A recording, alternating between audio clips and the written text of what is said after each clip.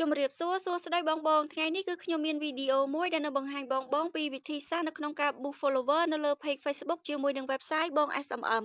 សម្រាប់បងដែលចង់ឲ្យ page Facebook របស់បងមានចំនួន follower កាន់តែច្រើនបងអាចសាកល្បងធ្វើតាមវិធីនៅក្នុងវីដេអូមួយនេះបានធានាថាបងនឹងទទួលបានផលពិតបន្ទាប់ពីបងបានធ្វើតាមវិធីនៅក្នុងវីដេអូមួយនេះដោយសារតែខ្ញុំធ្លាប់បានធ្វើតាមវិធីនៅក្នុងវីដេអូមួយនេះពីមុនមកហើយបងគឺពិតជាទទួលបានផលពិតមែន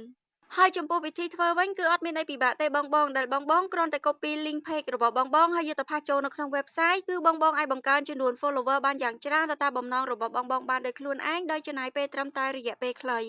ហើយកុំឲ្យវីដេអូមួយនេះវែងពេកគឺខ្ញុំនឹងធ្វើការបង្ហាញជូនដល់បងពីវិធីធ្វើតែម្ដងជំហានដំបូងគឺបងអាចចូលទៅកាន់ Chrome ឬក៏ browser ណាមួយដែលមាននៅលើទូរស័ព្ទរបស់បងហើយបង search រក website ដែលមានឈ្មោះថាបង SMM ហើយបងនឹងឃើញមាន website របស់បង SMM ដែលនៅខាងលើគេបង្អស់នេះបងអាចចូលទៅលើ website នឹងបានហើយបន្ទាប់មកបងនឹងឃើញមានកន្លែងសម្រាប់ឲ្យបង sign up ឬក៏ sign in ចូលទៅក្នុង website នៅត្រង់កន្លែងនេះសម្រាប់បងដែលជាសមាជិកថ្មីបងអាចបង្កើតគណនីមួយដើម្បីចុះឈ្មោះចូលប្រើប្រាស់សេវាកម្មបានហើយបើសិនជាបងអត់ទាន់ចេះបង្កើតឬក៏អត់ទាន់ចេះពីរបៀបចុះឈ្មោះចូលទេបងអាចចុះចូលមើល link ដែលខ្ញុំបានដាក់នៅខាងក្រោមវីដេអូមួយនេះបានដើម្បីដឹងពីរបៀបនៃការចុះឈ្មោះចូលសម្រាប់បងដែលមានគណនីនៅក្នុង website ហើយបងអាចចូលទៅបំពេញ username ក៏ដូចជា password របស់បងចូលនៅខាងក្រោមនេះបានហើយបងអាចចូលទៅលើពាក្យ sign in នៅខាងក្រោមនឹងបានបងបន្ទាប់ពីបងបាន sign up ឬក៏ sign in ចូលទៅក្នុង website រួចរាល់បងនឹងឃើញមាននៅទម្រង់បែបនេះដែលមានន័យថាបងអាចចូលប្រើប្រាស់សេវាកម្មផ្សេងនៅខាងក្រោមនេះបានទៅតាមតម្រូវការរបស់បងបានហើយបងហើយជំហានបន្ទាប់បងអាចចូលទៅជ្រើសរើស social media tool ណាមួយដែលបងចង់ចូលប្រើប្រាស់សេវាកម្មហើយនៅខាងក្រោមហ្នឹងគឺមាន social media tool ច្រើនមែនទែនបងឃើញមាន tool Facebook បងអាចចូលទៅលើ tool Facebook នឹងបានបន្ទាប់មកបងអូសមកក្រោមហើយបងចូលទៅលើពាក្យថា category ដើម្បីចូលទៅជ្រើសរើសសេវាកម្មនៅក្នុង category ហ្នឹងគឺមានសេវាកម្មច្រើនមែនទែនដែលតាក់ទងទៅនឹង Facebook គឺមានសេវាកម្មដូចជា Facebook page follower Facebook post like post reaction Facebook video view Facebook comment Facebook live stream view ជាដើមបងចង់ចូលប្រើប្រាស់សេវាកម្មមួយណាបងអាចចូលជ្រើសរើសទៅលើសេវាកម្មមួយនឹងបានហើយសម្រាប់បងដែលចង់ប្រើប្រាស់សេវាកម្មដែលតាក់ទងទៅនឹងការប៊ូសចំនួន follower នៅលើ Facebook page បងអាចចូលជ្រើសរើសទៅលើសេវាកម្មដែលមានពាក្យថា Facebook page follower បានបងហើយសម្រាប់សេវាកម្ម Facebook page follower នេះផងដែរគឺមានច្រើនជម្រើសថែមទៀតសម្រាប់ឲ្យបងចូលជ្រើសរើសហើយបងអាចចូលជ្រើសរើសទៅលើសេវាកម្ម Facebook page follower មួយណាក៏បានដែរបងដោយសារតែវាស្តៀងតែគ្នាទេបងហើយសម្រាប់ខ្ញុំគឺខ្ញុំជ្រើសរើសទៅលើសេវាកម្ម Facebook page follower ដែលនៅខាងលើគេបង្អស់នឹងតែម្ដងបងនៅពេលដែលបងបានចូលជ្រើសរើសសេវាកម្មហើយបងអាចអូសមកក្រោមបន្តទៀតបានហើយបងអាចចូលទៅលើពាក្យថាសវីដែលនៅក្នុងសវីនឹងផងដែរគឺវាមានសវីជាច្រើនប្រភេទសម្រាប់ឲ្យបងចូលជ្រើសរើសប្រើប្រាស់ទៅតាមតម្រូវការរបស់បងដែលរាល់សវីនីមួយគឺមានតម្លៃស្រាប់នៅលើនឹងតែម្ដងបងដែលមានតម្លៃសមរម្យខ្លាំងមែនទែនចំនួនរហូតដល់1000 follower តម្លៃសេវាកម្មអត់ដល់$1ផងប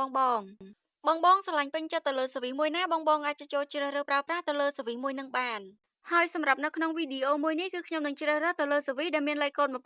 1393គឺ Facebook page follower Anita page ដែលមានចំនួន 5k ទៅ 50k ក្នុងមួយថ្ងៃនិងមានតម្លៃសេវាកម្ម$0.78នៅក្នុង1000 followerបន្ទាប់ពីបងបានចូលជ្រើសរើសសវីហើយបងអាចអូសមកក្រោមទៀតបានបងសម្រាប់នៅត្រង់កន្លែង link នៅខាងក្រោមនេះគឺសំខាន់មែនទែនដែលតម្រូវបងចូលទៅ copy link page របស់បងហើយយកមកផាសចូលនៅត្រង់កន្លែង link ហ្នឹងណាបងដូច្នេះហើយបងអាចចូលទៅកាន់ page របស់បងជាមុនសិនបានដើម្បីចូល copy link ហើយដើម្បី copy link page របស់បងបានបងអាចចូលទៅលើចំណុចត្រី3តូចដែលនៅខាងស្ដាំដៃនៅត្រង់កន្លែងនេះបានបងហើយបងនឹងឃើញមានពាក្យថា copy link នៅខាងក្រោមនេះបងអាចចូលទៅលើពាក្យ copy link នឹងបានហើយបន្ទាប់ពីបងបាន copy link page របស់បងរួចរាល់បងអាចចូលទៅក្នុង website យើងវិញដើម្បីធ្វើការផាស link page ដែលបងបាន copy អំបញ្ញមិញចូលបន្ទាប់ពីនឹងមកទៀតនោះគឺបងអាចចូលទៅបំពេញចំនួន follower ដែលបងចង់ boost ឬក៏បងចង់បង្កើននៅលើ page របស់បងនៅត្រង់កន្លែង quantity នៅខាងក្រោមនេះបានដែលនៅក្នុងហ្នឹងគឺបងអាចដាក់បានយ៉ាងតិចចំនួន10 follower ហើយយ៉ាងច្រើនរហូតដល់ 100000 follower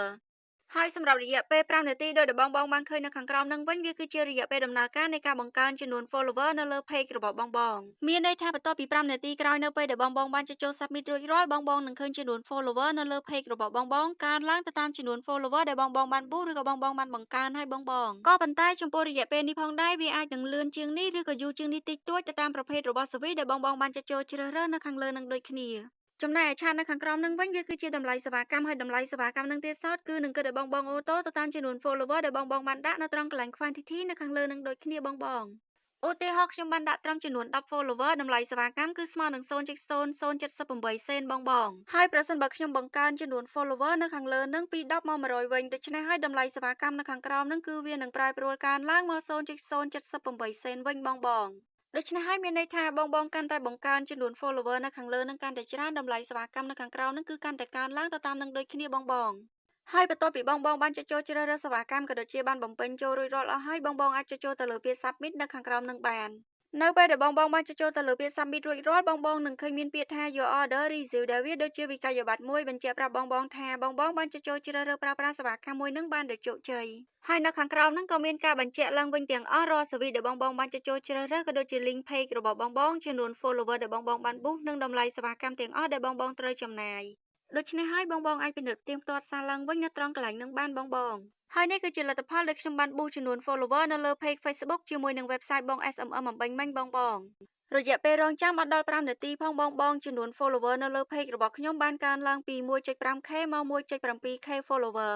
ដូច្នេះហើយបងអាចសាកល្បងធ្វើតាមវិធីនៅក្នុងវីដេអូមួយនេះបានធានាថាបងចំណាយតិចប៉ុន្តែបងនឹងទទួលបានផលពិតៗហើយសម្រាប់វីដេអូថ្ងៃនេះក៏ដល់ទីបញ្ចប់ដូចគ្នាបងប្រសិនបើបងមានចម្ងល់នៅត្រង់កន្លែងណាមួយបងអាច comment នៅខាងក្រោមវីដេអូមួយនេះបានអរគុណបងសម្រាប់ការតាមដានវីដេអូពីដើមដល់ចប់ហើយក៏សូមអធិស្ឋានផងដែរប្រសិនបើមានពាក្យពេចន៍ខុសឆ្គងឬក៏សលេងរំខានណាមួយជម្រាបលាបងជួបខ្ញុំនៅវីដេអូក្រោយ